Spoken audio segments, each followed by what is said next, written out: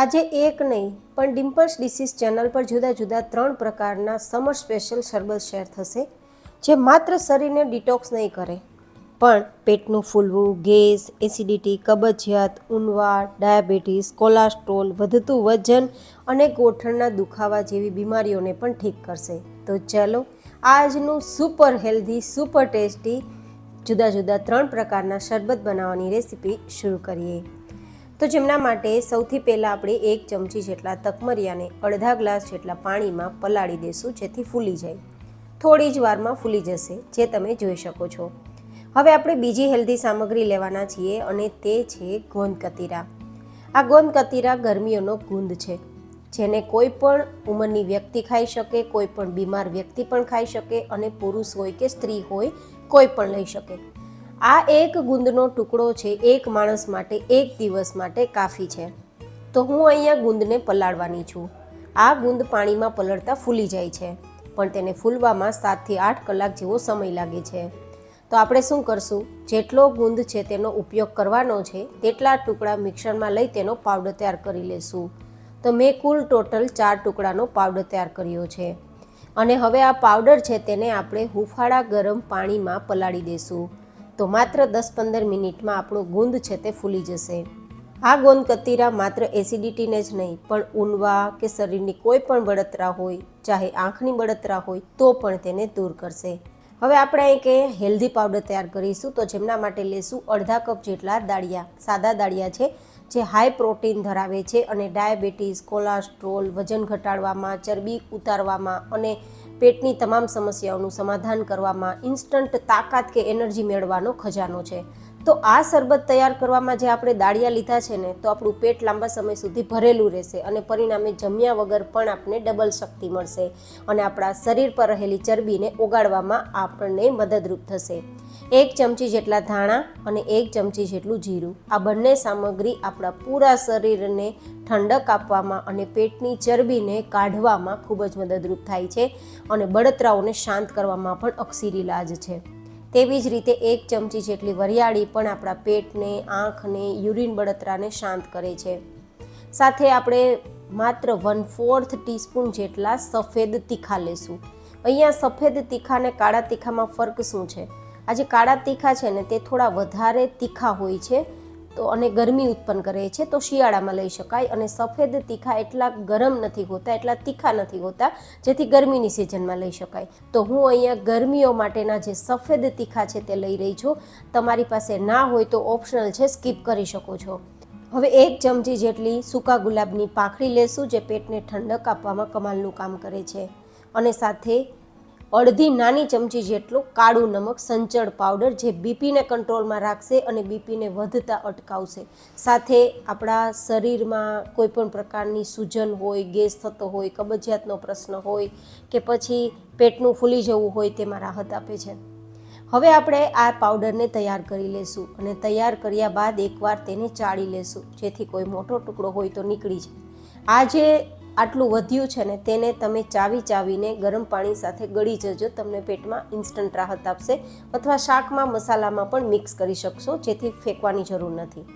હવે આ પાવડર તૈયાર થઈ ગયો છે, તો કોઈપણ પ્રકારના એર ટાઈટ કન્ટેનરમાં ભરી સ્ટોર કરીને પૂરા ઉનાળાની સિઝન દરમિયાન ઉપયોગ કરી શકાય, બિલકુલ ખરાબ નહીં થાય. હવે આ પાવડર જો તૈયાર હોય તો 1 મિનિટમાં શરબત તૈયાર થઈ શકે છે.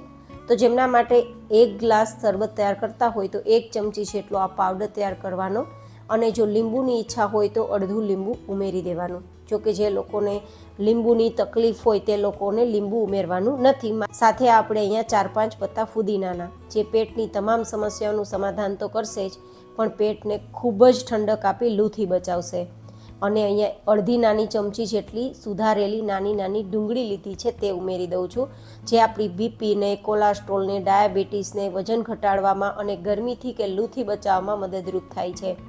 જોકે ઓપ્શનલ છે, ડુંગળી ના ખાવી હોય તો સ્કીપ કરી શકો છો. સાથે નાની સુધારેલી 1 નાની ચમચી જેટલી કેરીના ટુકડા, કાચી કેરીના ટુકડા, જે વિટામિન સીનો સોર્સ છે, લોહીને સુધારે છે અને ગરમીઓથી બચાવે છે, લૂથી બચાવે છે અને ઇન્સ્ટન્ટ એનર્જી આપે છે. હવે થોડું આપણે પ્રેસ કરી દઈશું જેથી બધો જ અર્ક રસ છે તે ભેગો થઈ જાય. અને અહીંયા આપણું ગોંદ કતીરા ફૂલી ગયું છે તો 1 ચમચી ગોંદ કતીરા મિક્સ કરી દઈશું અને 1 ચમચી તકમરિયા જે ફૂલી ગયા છે તે. અહીંયા હું ઠંડુ પાણી પણ નથી ઉમેરતી અને બરફ પણ નથી ઉમેરતી, કારણ કે જો બરફ અને ફ્રીજનું ઠંડુ પાણી ઉમેરશું ને તો આગળ મેં બતાવ્યા પ્રમાણેના કોઈ ફાયદા નહીં થાય, ઉલટાનું તમારું ડાયજેસ્ટિવ સિસ્ટમ ખરાબ થઈ જશે. તો આગળના બધા જ ફાયદાને મેળવવા હોય તો માટલાનું સાદું પાણી ઉમેરીને પીજો. બરફ વગર પણ તમને એસી જેવી કુલિંગ આપશે, કારણ કે આપણે જે સામગ્રીઓ લીધી છે ને તે ખરેખર કુલિંગનું કામ કરશે. હવે એક શરબત તૈયાર થઈ ગયું છે, આપણે બીજું શરબત તૈયાર કરીએ. તો જેમના માટે આપણે 1 ગ્લાસમાં 2 ચમચી દહીં લેશું અને તેને આ રીતે થોડું ફેટી લેશું. જોકે તમે અહીંયા સીધી છાશનો ઉપયોગ કરવો હોય તો પણ કરી શકો. હવે 1 ચમચી જેટલો આપણે જે પાવડર તૈયાર કર્યો છે તે, અને સાથે આપણે 1 થી 1.5 નાની ચમચી થાય તેટલી સમારેલી ડુંગળી. જોકે ડુંગળી ના ખાતા હોય તો ઓપ્શનલ છે, પણ સ્પેશિયલ ગરમીઓમાં ડુંગળી ખાસ ખાવી જોઈએ. લૂથી બચાવે છે, ગરમીથી બચાવે છે અને બીપીને કંટ્રોલમાં રાખે છે. સાથે કાચી કેરીના ટુકડા થોડા સ્વાદ પ્રમાણે ઉમેરી શકાય. જોકે તે વિટામિન સીનો સોર્સ જ છે, પણ જોકે કાચી કેરી જે લોકો નથી ખાઈ શકતા તેમને ઓપ્શનલ છે, સ્કીપ કરી શકો છો.